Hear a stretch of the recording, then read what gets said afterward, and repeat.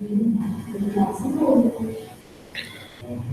morning, friends. Assalamu alaikum. Today, I am going to tell you about translation. As the time was short during the class, I could not be able to explain this translation. So, I'm going to upload this small tutorial about page number 93.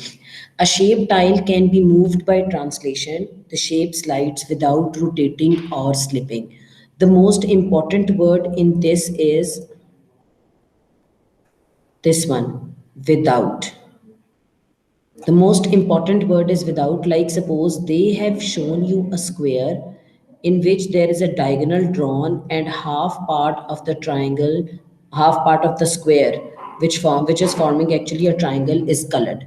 What would be the translation? You will just change the position of the square while moving ahead.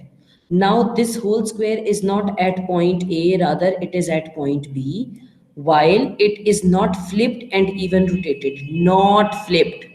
Remember the word not. Then it will form translation. Otherwise, it will not form the patterns of translation. Just and then if I would say I would move to number C point. You will draw another square here, draw it diagonally and paint it half. So this will form the translation.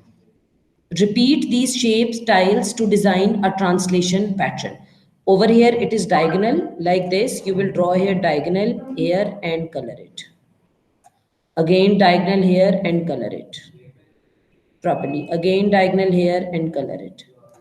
Again diagonal here and color it. So it will form the translation pattern. Over here, let's come to the B part.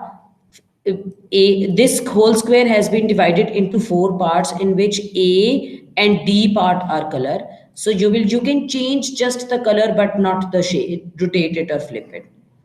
You will color this and this over here. Suppose children, if you are going to color this and this, because just two diagonal colors, this will be wrong in creating translation patterns. Always color A and D. A and D. Colors can be different, but position should be same and the same kind of squares are going to be colored.